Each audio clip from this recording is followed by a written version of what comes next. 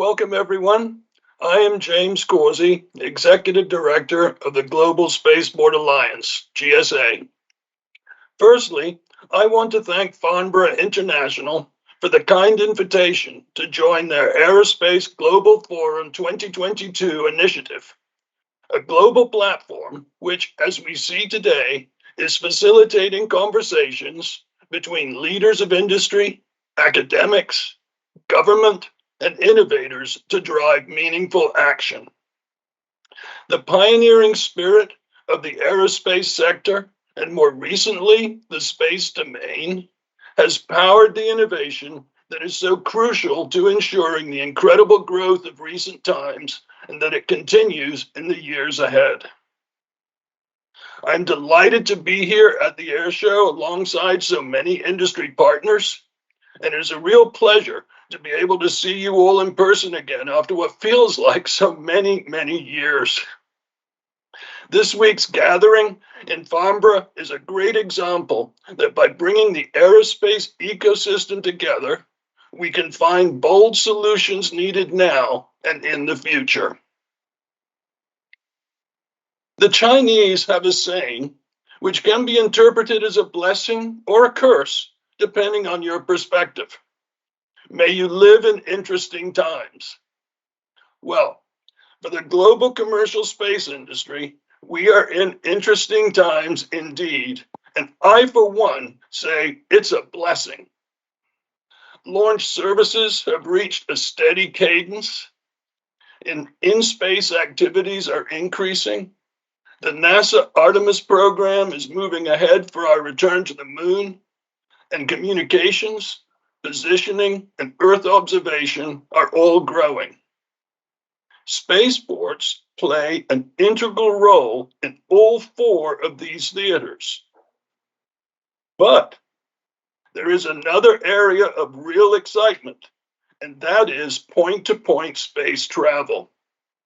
As such, GSA is delighted to produce our special programming titled The Advent of International Point-to-Point Space Travel. The GSA is presenting this content in two taped virtual sessions for FIA attendees, along with an in-person session in the FIA Space Zone Theater. This content is central to GSA's mission.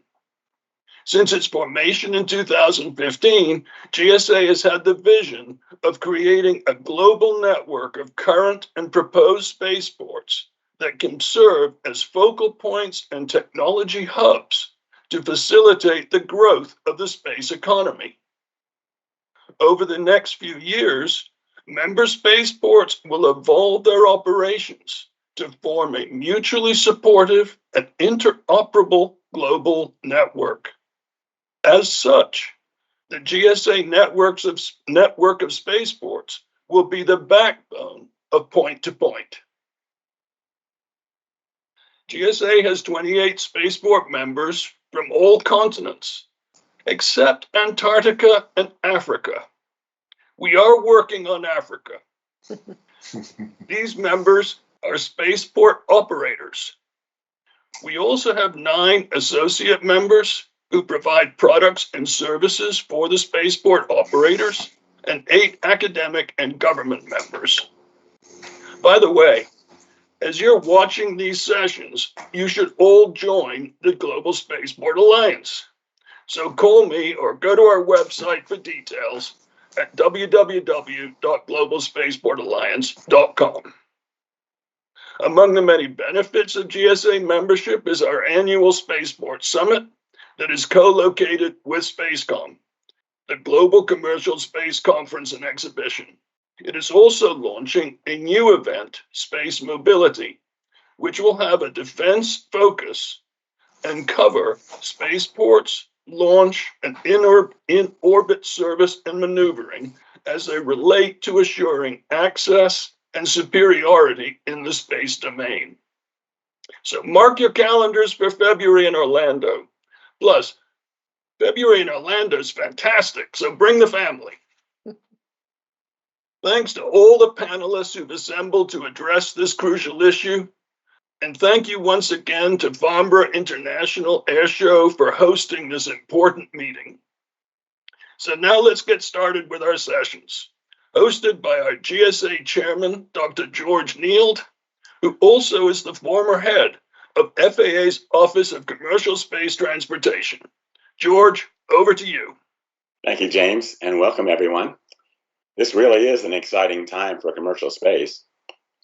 Reusable launch vehicles are finally beginning to significantly lower the cost of getting to orbit.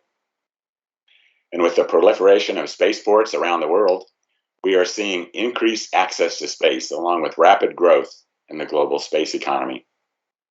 We'll be discussing some of that in our session today. But along the way, we'd like to highlight one particular capability that looks like it is right around the corner: point-to-point transportation through space. What we are talking about is high-speed, long-distance transportation, initially for cargo, but eventually for people, that will allow us to travel from any point on Earth to the opposite side of the planet in just an hour or two. We believe that such a capability will be a real game changer, not only for national security missions, but also for economic competitiveness. To discuss some of the challenges and opportunities that will be part of developing such a capability, we have an outstanding panel that has agreed to share their perspectives. Kelvin Coleman is Acting Associate Administrator for the FAA Office of Commercial Space Transportation. Paul Kremen is Commercial Spaceflight Regulations and Policy Lead, Department for Transport. Melissa Thorpe is Head of Spaceport Cornwall. And Colonel James T. Horn is Deputy Director for the Assured Access to Space Directorate, U.S. Space Force. So let's start off with some initial comments by each of our panelists. Kelvin, what's your perspective on this topic? Well, thank you, George, and good afternoon to everyone. It's great to be joining you here for this conversation today on a very exciting topic. As George, you mentioned, I am the Acting Associate Administrator for the Office of Commercial Space Transportation at the FAA, and we are really excited to be involved in commercial space transportation. There's quite a lot going on, and I'm quite thrilled to share my thoughts and perspective with you all.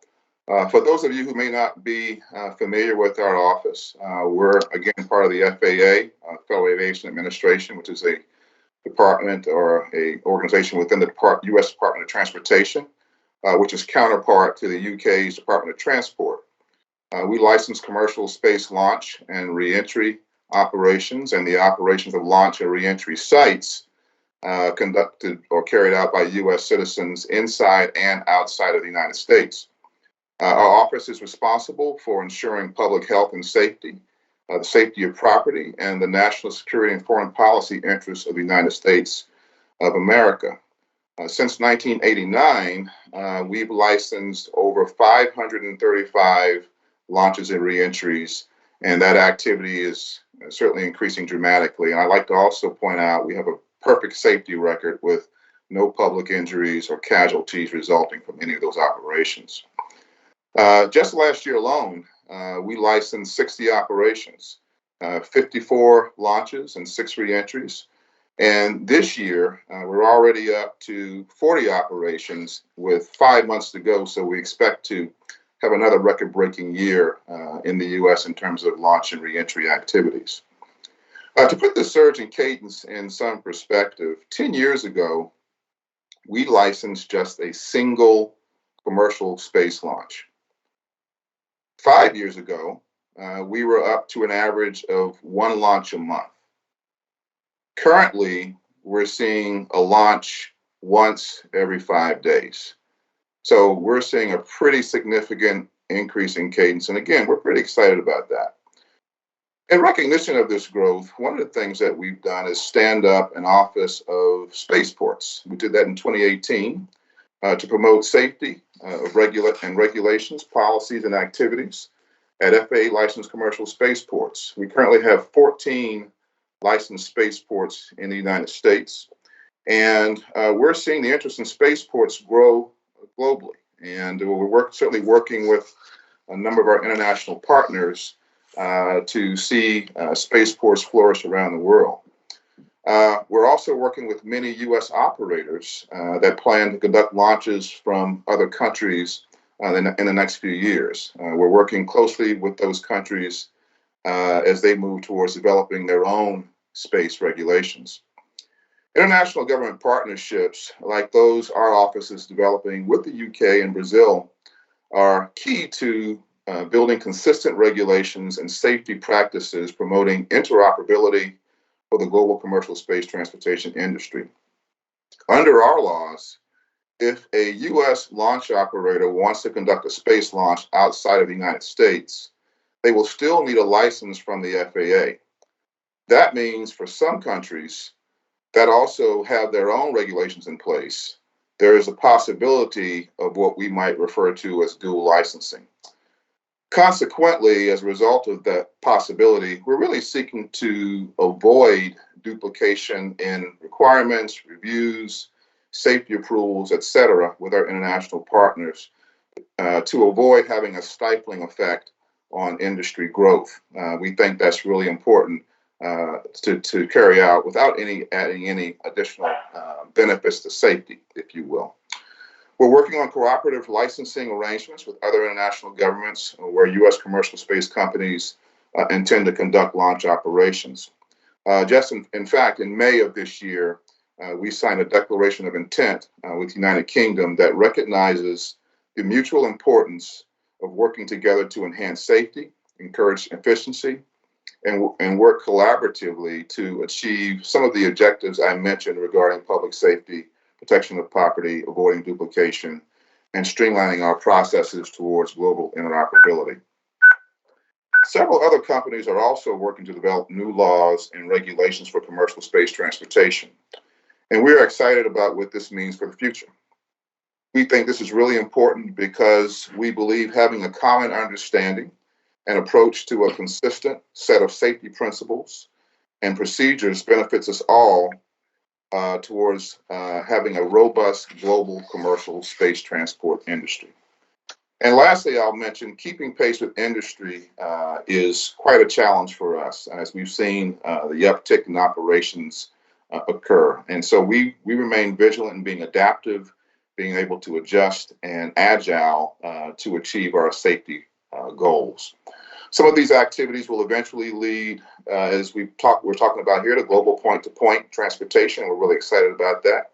So underscoring the importance of global interoperability and cooperative licensing arrangements between governments, we think is really important and a really important goal for us to achieve. So I'll pause there and I look forward to the rest of the conversation. Thank you, Kelvin. So let's move on to the UK. Paul, what's your perspective on this? Thank you, George, and hello to my fellow panelists.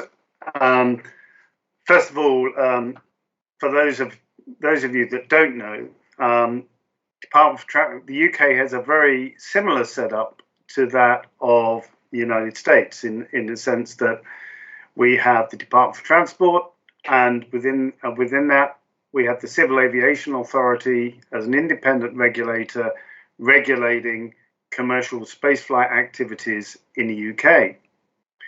This is a really exciting time for the UK at the moment because unlike the US that has all of that experience that Kelvin alluded to, the UK has just published and just put in place its regulatory framework for commercial spaceflight activities.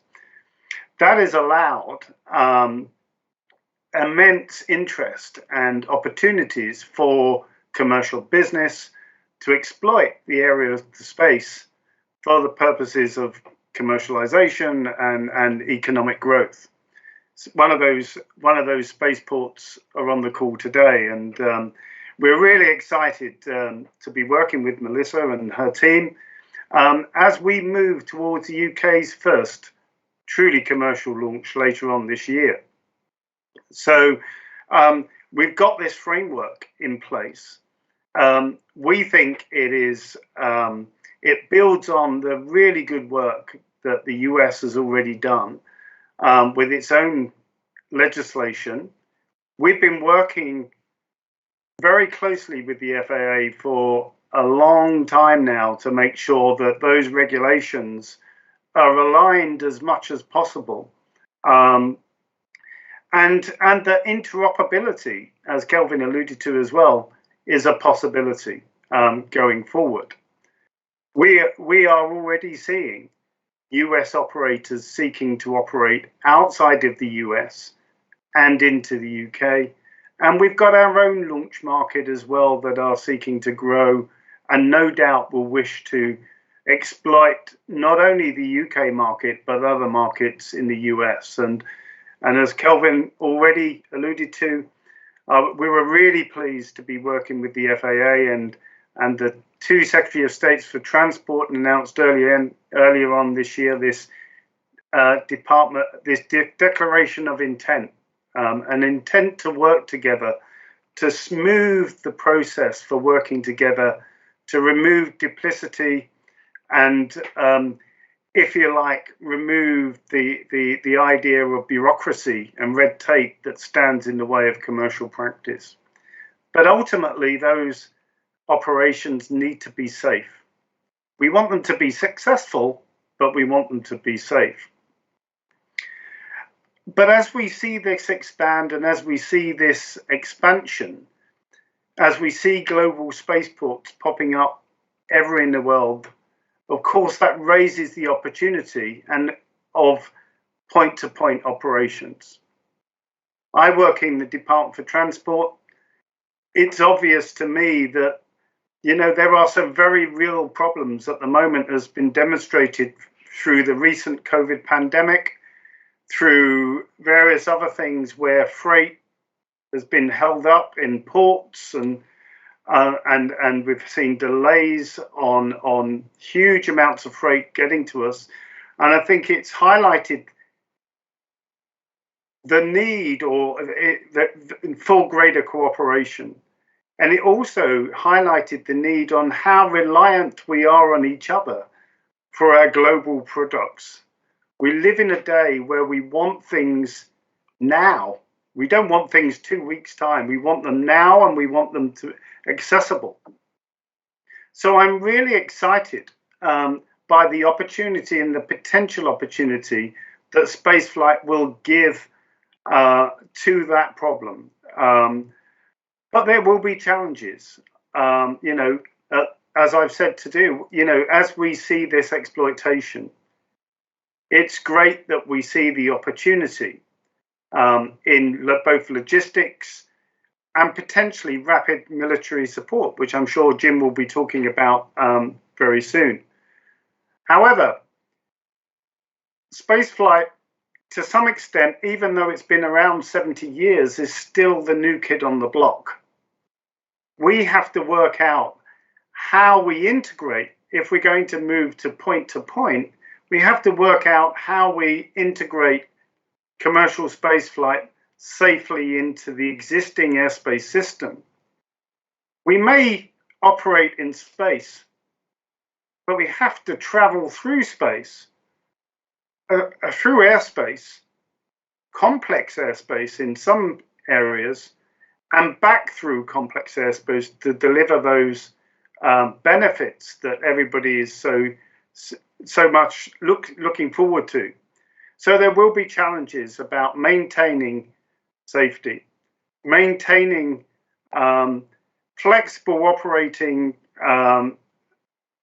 mantra in terms of how we safely integrate this in a very complex and diverse aviation and space environment. And then, of course, we have to think about standards, and Kelvin alluded to that a little bit earlier as well, in terms of, you know, as we move point to point, at the moment, you know, there are no real safety standards or common international safety standards on launch vehicles. And I suspect that that will have to change, and industry will have to change and grow up and mature with that. So I really look forward to the discussion. It's a great panel and a great lineup, and I look forward to some further insight onto this matter as we go through the debate. Thank you. Excellent. Thank you, Paul. Melissa, how are things at Spaceport Cornwall? Thank you, George. They are very exciting at the moment. You've caught us at a great time. First of all, it's amazing to be back at Farnborough Air Show. We've really missed it. So thank you so much for having me and my Spaceport team. And yes, we're really close now to the first ever launch, and it's all systems go literally here at Spaceport Cornwall, where I'm sat at the moment. And really excited about this panel as well, because it's definitely the future where we see things going from our site. And as much as we're focused on satellite launch right now, for us, it's ensuring that we're putting the steps in place to get to where we want to be in the future regarding this topic. So I was just going to give you a little bit of a hint of how we're doing that, because as Paul said, we're kind of the new kids on the block as well in regards to entering the launch game. So thank you to our friends over in the US for giving us a lot of examples of lessons learned over the past 70 years or so. And I think, we'll create some of our own lessons learned as well from satellite launch. We are very much here at Spaceport Cornwall about developing an overall hub for future technologies in the space industry, beyond just that first satellite launch. We're using satellites very much as a catalyst to attract other technologies, other businesses, whether they're space or not, to come and be part of the story and be part of that journey. And what we're seeing already is a huge intake of that. Something that we thought might happen 5 years after our first launch is happening now, before we've even had that first launch. And so while we were somewhat worried during the pandemic that where the market was going to go, we've seen quite the opposite. We've seen a lot of interest in getting involved. And that's something that we're working on really hard now to ensure that they have what they need on site to enable them in the future. We are a operational civilian airport. For those of you who don't know, Cornwall Airport, Newquay, down in the southwest of the UK.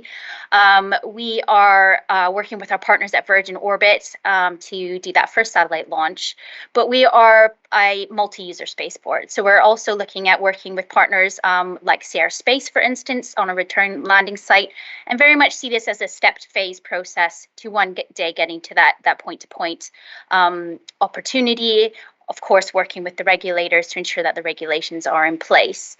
That integration piece between air and spaceport is really crucial for us as a site, because what it does is allow us to continue lots of other activity on site and integrate space into it, which means from a environmental perspective, we're not as impactful, but also from a commercial perspective, it's not all eggs in one basket on this site. We are doing lots of other activity, which allows us to organically grow our launch activities as the market grows and as technology changes. And working with those partners like Virgin, for instance, and Sierra to understand what they require from a spaceport now and also in the future. So as we're almost building from scratch our space element to it, we can set the foundations for what we might need in the future. And a great example of that is a facility just up the road from me here, which is our satellite integration facility, which will be great for obviously satellite launch, but also looking at creating a facility that will be able to handle microgravity experiments that might be coming back down, or in the future human spaceflight as well. So ensuring that we're in the infrastructure, putting in place some of those phased steps as well. And of course, as Paul mentioned, working on with the regulator, again, to ensure that we're not limiting ourselves with our first spaceport license, to ensure there's significant hooks in there for future adaptations to the regulations as we go forward, as well as creating the right skill set locally. So working with local colleges and universities around us here in the region, but also nationally, to start to get everybody thinking about this in advance of when the market will be here, because in places like Cornwall, where the skill set in space is quite limited, it's growing, but it's limited, we need to kind of implement some of these courses now. So we're working really closely with local colleges and universities on exactly that. What is point to point? How do we build a skill set around that technically, but also maybe from the social sciences side? Which brings me on to responsible launch, and something we're massively passionate about here. spaceports are a gateway to space. And for us, that is a responsibility of how we're launching and what we're launching and what that's going on to do and how we're, I guess, being recognized in space, in the space domain. And for us, that comes down to sustainability. So ensuring that the way we're launching is as sustainable as possible, and we're considering how we're doing that, and then being transparent about how we're doing that, and having those quite tricky conversations that I'm sure a lot of you see out in the media. I think when you hear things like human spaceflight or space tourism, and even potentially point-to-point travel, the general population don't understand a lot of the time what that means. And us as an industry need to do a much better job at communicating why it's important and all those things that you just said, George, how it will change the way that we can move things around this planet. The aviation industry really hasn't developed and very much in the past few years. You're still kind of getting from A to B in the same time as we did for the last few decades. And that's what's really exciting to me, is how do we really start to use space to transform the aviation industry as well. But really looking forward to the questions and discussions with this amazing panel. Thanks, George. Thank you, Melissa. Colonel Horn, I'd be interested to hear how the Space Force is viewing some of these issues. Yes, thank you very much, George, for the opportunity. It's a privilege to be here and very exciting. I don't even think exciting is really an adequate word to describe sort of where we are today. So a privilege to be here. I wanted to sort of paint a picture of the rocket cargo program writ large. So what are we talking about here? What is the capability sort of use case? Think about the ability to move a C-17 cargo transport plane's worth of tonnage anywhere in the world in less than an hour. Again, words like groundbreaking and revolutionary don't even begin to describe the kind of advancement in capability that provides. So it's extremely important to us here in the DoD. And I want to talk a little bit about the Department of the Air Force's and Space Force efforts to advance this technology, specifically pointing to the implications for spaceports as we go forward. Rapid mobility is critical to any nation's ability to project power and to respond to contingencies worldwide, so it's extremely important to us. The Air Force Research Lab is sort of our science and technology organization that makes big bets. And we see this as a big bet that could absolutely be a game changer worldwide, generically, but also, from a military perspective in particular. Should this technology prove viable, our organization within the Assured Access to Space Directorate here at Space Systems Command will become the program of record for that capability going forward, and we're extremely excited about it. On the next slide, so how did we get here? I mean, we've been talking about this for 70 years. There were early concepts, even in the 50s, that talked about the ability to transport cargo and rockets quickly. So what's changed today? And it's probably obvious to all of us involved in this industry, and that's the technology. The size of rockets is rapidly increasing, but even more important from an economic perspective, the ability to transport those types of goods at much cheaper price points now makes this an actual, something that we can leverage from a commercial perspective and enable to go forward. 10, 15 years ago, we were shocked that we could even land a booster stage. And now we're talking about the ability to bring second stages back and land those. So the pace of change in my 20 years in this business is just absolutely breathtaking. It's spectacular. And that's what's brought us to where we are today. When we think about rocket cargo, we see sort of two main use cases in the Department of Defense. The first is your standard sort of point-to-point transport like we're talking about today. A rocket taking off from a spaceport, landing less than an hour later at another spaceport. And as Melissa mentioned, we're going to need an enabling infrastructure, basically really more than just the spaceports, an entire ecosystem of economic development in terms of infrastructure to enable this entire capability. And we really need to be thinking about that now, which is why we're excited to be part of this panel, George. The other use case that we see as viable going forward is actually maybe even more compelling than the former, and that's one-way transportation. the ability to respond to a humanitarian crisis, be it a hurricane, an earthquake, or some other conflict, within less than an hour, anywhere in the globe, in austere locations, is extremely compelling to us. And so we're advancing, working with our partners on the ability to even do airdrops from rockets as a part of that, landing on sea structure and then delivering endpoint delivery of goods to wherever they need to be as rapidly as possible. So that's sort of an idea of where we see the use cases and the implications for spaceports. Specifically within AFRL and the Vanguard program, which I'll talk about briefly in a minute, where we're focusing our efforts is really more on the concept of operations across the broad spectrum. Everything from the mission planning and tasking of a space transport mission, all the way to delivery of those goods to the final destination. We're not investing in the rocket technology. We're partnering with commercial industry as they advance those technologies to make sure that everything they're doing and developing is interoperable with how we would leverage these capabilities going forward. And so that gives you an idea of sort of our focus and the scope of what we're doing in the Rocket Cargo Vanguard program. Some of the key questions that we're asking in that vein is, how do we enable our logistics planning concepts? And this would be an equally good question for commercial industry to think about in that ecosystem.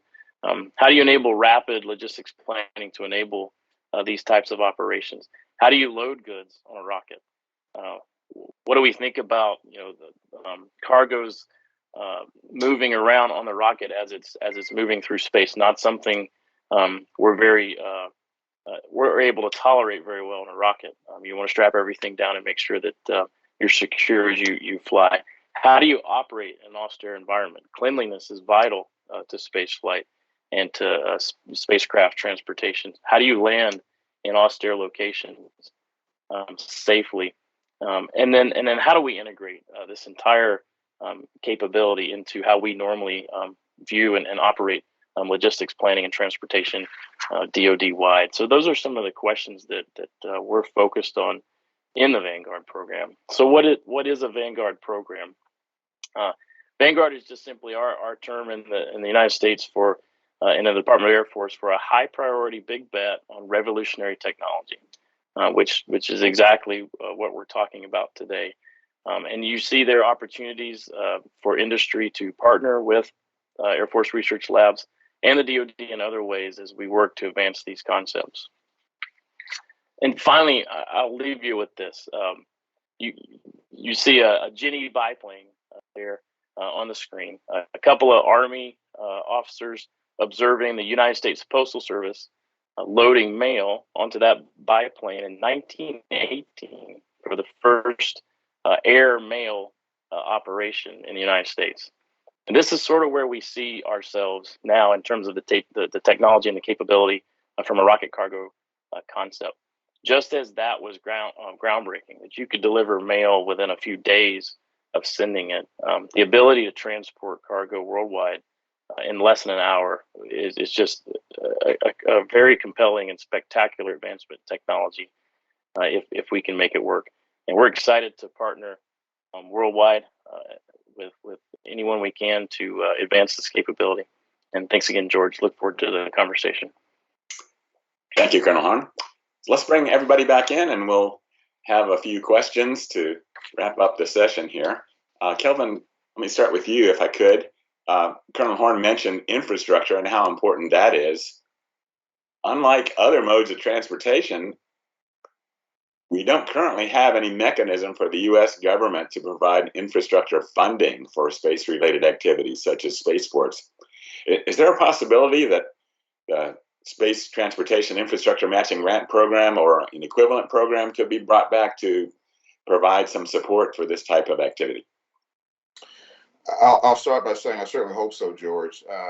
As you know, the Space Transportation Infrastructure Matching Grants Program is an authorization that we currently hold in our office to issue those grants. But the problem has been, in most recent years, we haven't had an appropriation of funding against that authority to be able to issue those grants. I think it's really important, though, to what we're talking about here today. We will continue to talk to our partners and our friends on the Hill in Congress and see if what we can do to kind of advance that forward. But I do think it's important that that grant program be further looked at. Right now, I think we're authorized to issue grants up to about $10 million a year. And I think we'll take a look at those numbers as well. But to answer your question most directly, Joe, I certainly hope so that we can continue to leverage that. I think it's important for what we're talking about here. Great, thank you. Paul, traditionally, countries have been eager to pursue space programs because of their importance to national security, and that is certainly still true today. But I've gotten the impression that the UK sees an opportunity for space to provide significant economic benefits. Is that a fair assessment? What's your take on that? I think that's true. I think there are two things here. I think there is both the strategic and security perspective that the UK holds just as valuable as any other state. And I know that we're working very closely with the US colleagues and our Five Eyes partners in this. We're seeing all kinds of behaviors today. We've heard in the news today that why this is important and why it will continue to be important. There is a huge economic potential, I would say. I wouldn't go further than that at this stage, because the market, I think, is, in terms of commercial, we're still trying to understand what that market is. I think the other thing is, well, actually, what do we mean by commercial? Because from a UK perspective, we would say, well, this is about industry going out on its own, looking at commercial opportunities and less reliant on government to support those opportunities, except obviously for the military.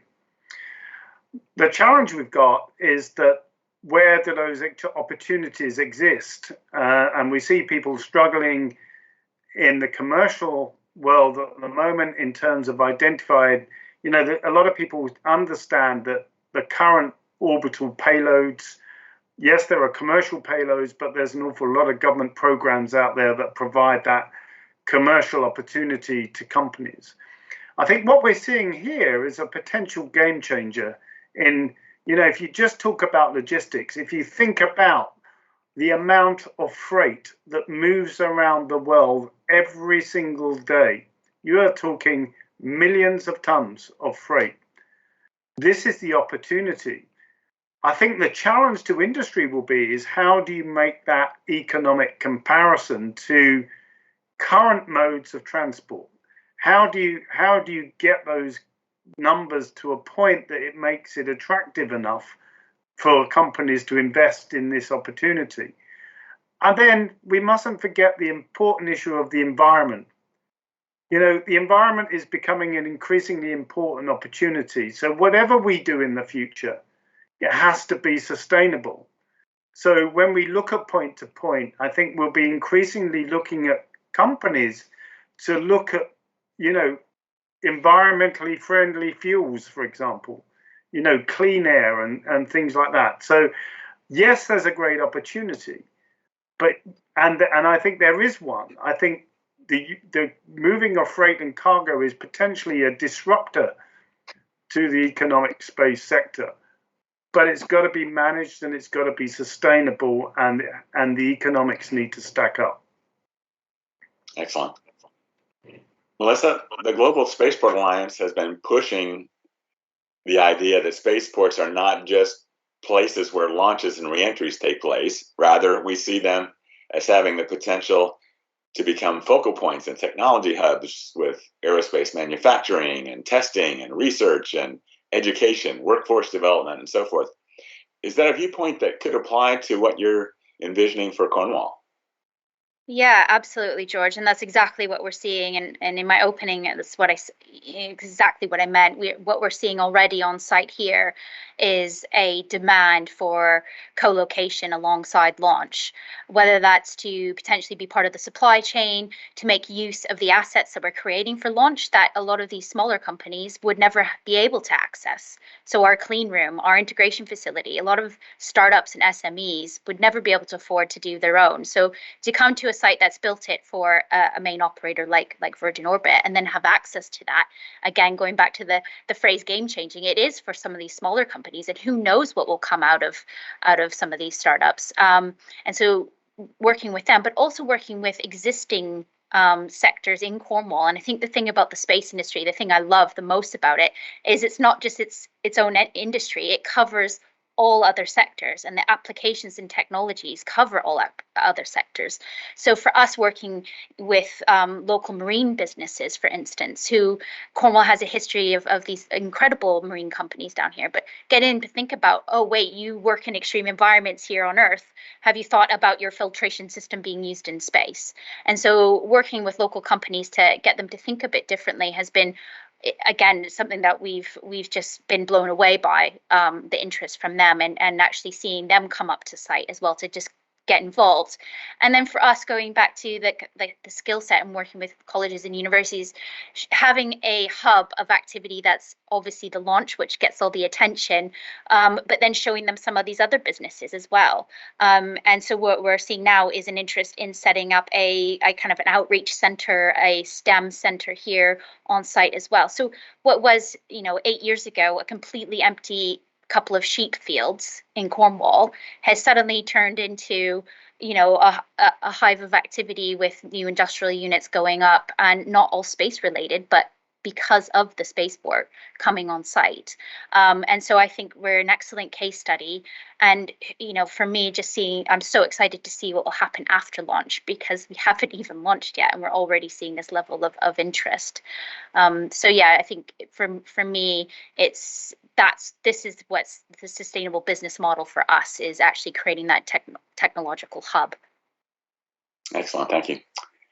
So, Colonel Horn, you talked a little bit about this in your opening comments, but can you share a little bit more on what your vision is for how the military can partner with industry to meet its space transportation related needs?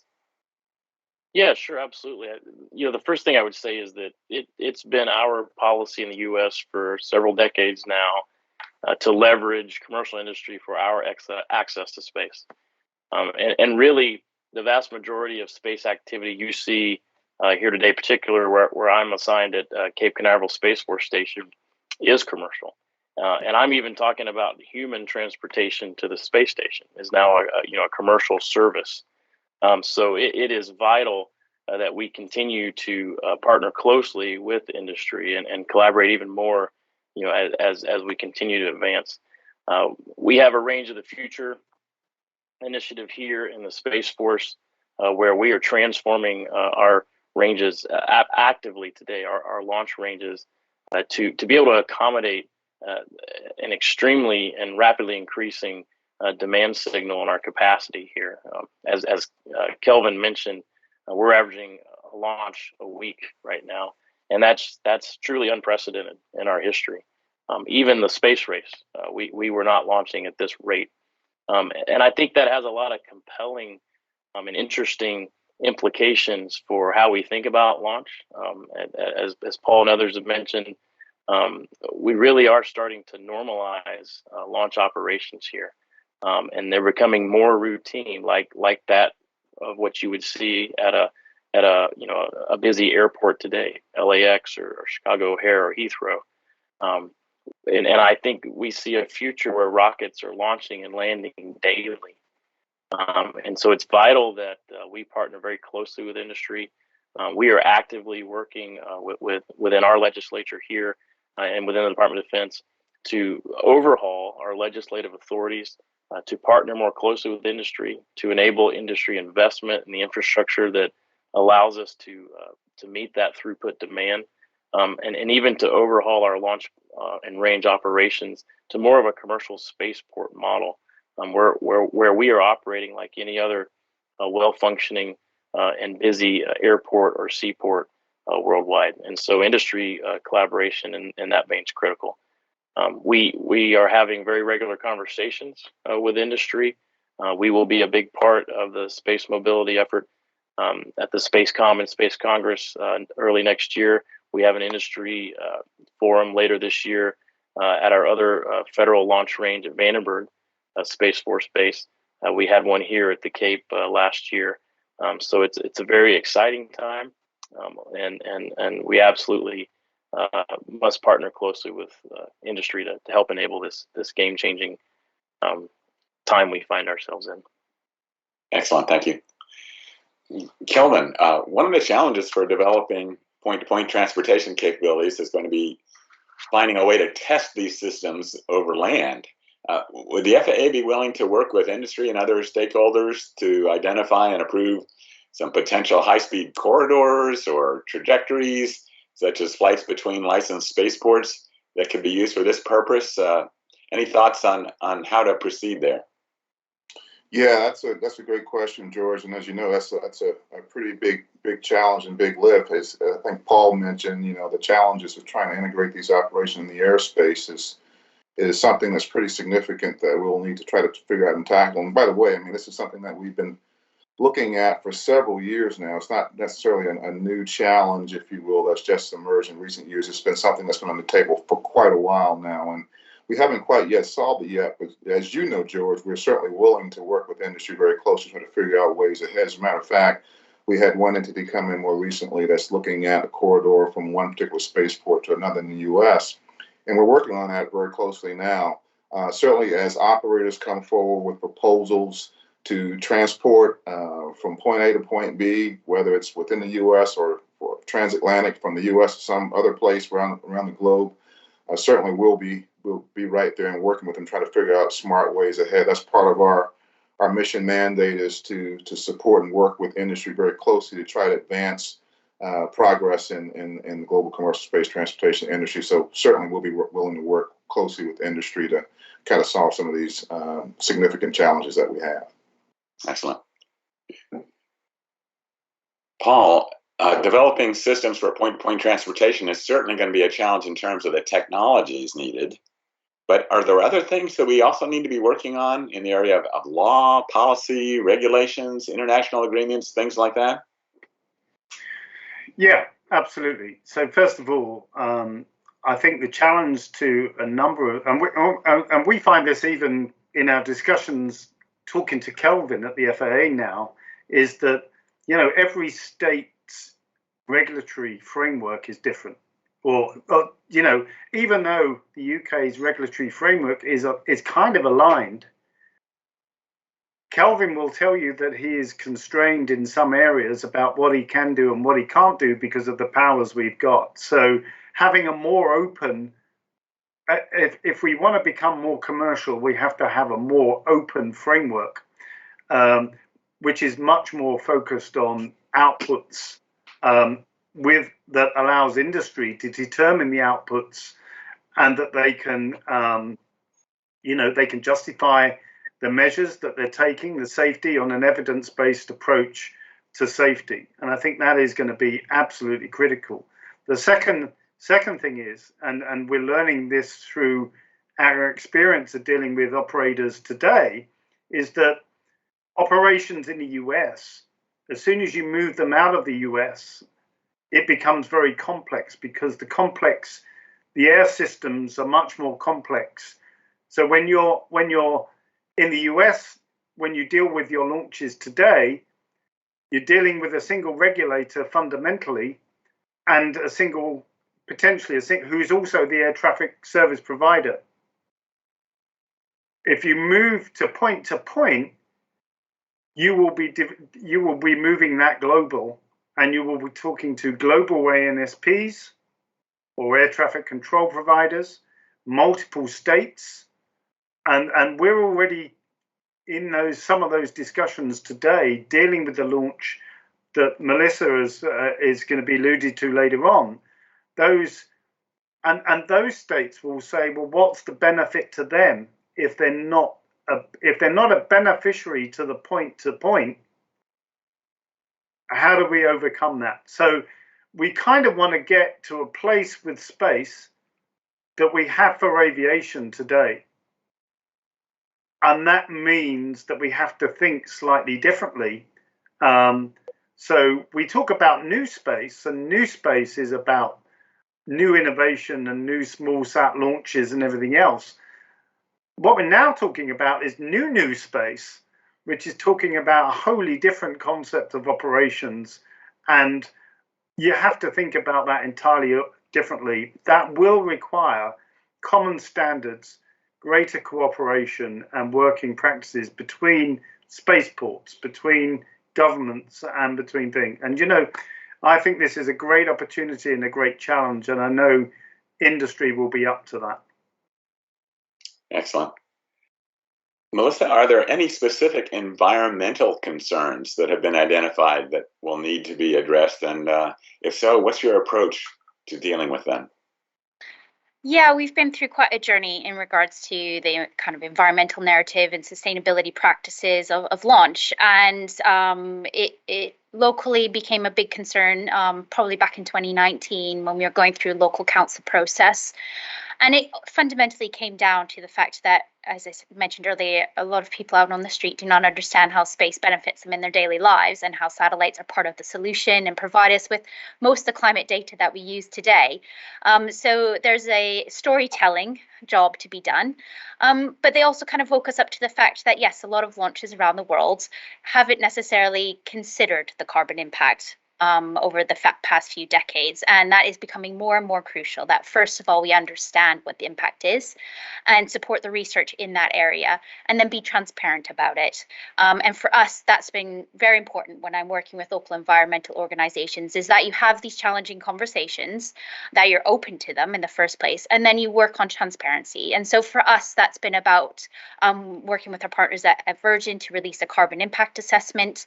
Obviously, the UK licensing process means we have an assessment of environmental effects that will be going to public consultation. And then we're going a bit further here in Cornwall, where we're backing that then up with a not just mitigation and offsetting, but looking at a road to net zero plan over the next 10 years. And that plan will look at things like biofuels. Aviation fuel is our biggest impact at the moment. So how can we support some of the projects out there in that, but also looking in the future at reusability of the rockets and things on site, net biodiversity, net gain around this site as well. So it's kind of a holistic view of how we're approaching it, and it's engagement with our community, and it's also engagement with people in the environmental sector. So working with Eden Project, which we're lucky enough to have on our doorstep here. I'm not an expert in environmental sustainability. I need to bring those people into the conversation, and they're really interested in being part of this conversation. So I think twofold: it's communication, better storytelling about space and why it's important, but then actually as an industry starting to open up, be a bit more transparent about our launches, and being open to thinking about how we could potentially do them differently in the future. Excellent. Colonel Horn, speaking of research, is there a way for interested universities to partner with the military in performing space-related research? What's your advice to those who might want to get engaged with you? Absolutely.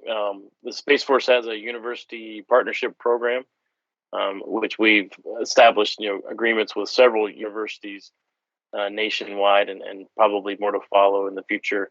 The one in particular I know that General Purdy, my boss, is affiliated with is the University of Texas, and their efforts, particularly in the space debris removal domain. But we do have a growing conversation between the Space Force and universities to advance research across any number of applications. There are certainly opportunities. In close coordination with the FAA, who's leading this effort, Pam Underwood, Kelvin's spaceport lead, has established a national spaceport interagency working group. We've had several meetings.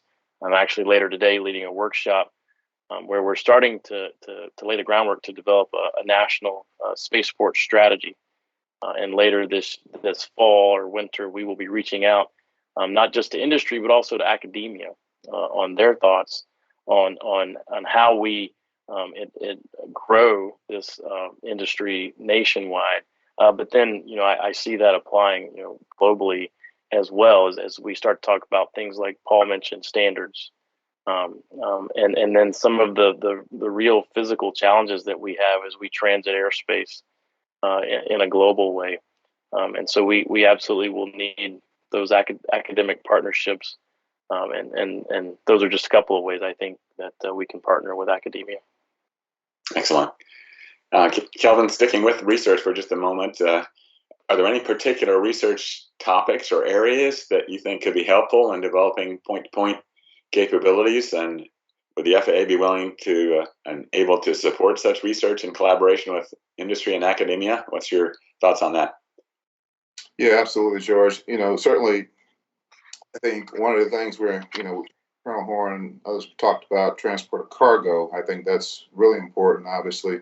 But I think many of us would love to be able to travel from, as Donald Fagen once said, New York to Paris in less than 90 minutes. That'd be great. Looking at commercial human spaceflight is really important. As you know, that's emerging now. As you know, particularly, you're very intimate with that experience, George. But I think understanding kind of some of the physical requirements, if you will, if there are any that are needed to transport people from point to point aboard rocket capabilities, I think is something we need to take a look into. We developed a set of recommended practices for commercial human spaceflight a few years ago, as you know, George, and I think continuing to take a look at that and fine-tuning what the right practices are for transport of people aboard rockets in a point-to-point situation, I think is something that would be useful and would advance our progress in this arena. As to whether or not we're willing to partner with industry and others to work on this, absolutely. In years past, we've had a center of excellence that has really helped us, carve out and take a look at some of our most significant challenges with respect to commercial space transportation. And we're looking at new alliances now with industry and other government partners to tackle some of the major research problems that we have. So certainly this is on the table for us, and we're certainly willing to push hard down this path. Excellent. Paul, I think you mentioned earlier the recent declaration of intent that was signed between the U.S. and the U.K. What do you see as some of the next steps for the cooperation between the two countries there? So,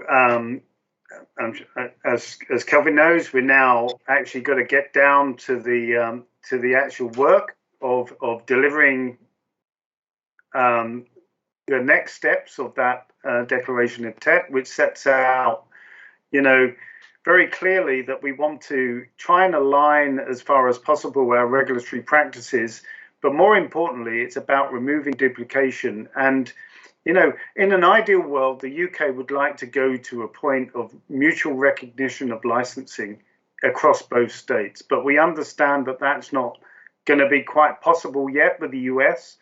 The legal framework there just doesn't allow for that just yet. But it's something that we can look forward to in the future. But in the meantime, there's a lot we can do to ensure that when we are talking to operators that want to work, and I don't mean just US operators that want to operate in the UK, but UK operators that want to operate in the US. I think we have a duty and a responsibility to make sure that the regulatory bodies are working closely together, or as close as they can, that they're not adding bureaucracy to those industry and adding costs. Because you've got to remember, and I'm sure Melissa knows this, that, to us, the regulations are a narrative that's on a sheet of paper that tells industry or guides industry about what they need to do. But for industry, there's a commercial value to the work that they need to do. So we've got to get the balance right that makes sure that what we deliver is proportionate to what we want them to achieve. And of course, the ultimate thing is we want to protect safety. And if we're moving people, and of course, we don't want to see that unblemished record that Kelvin talked about go in the wrong direction. Right. Melissa, it's been interesting to see several different communities in the UK put forth proposals for spaceports recently. Do you think there's a business case that can be made for multiple sites in that part of the world?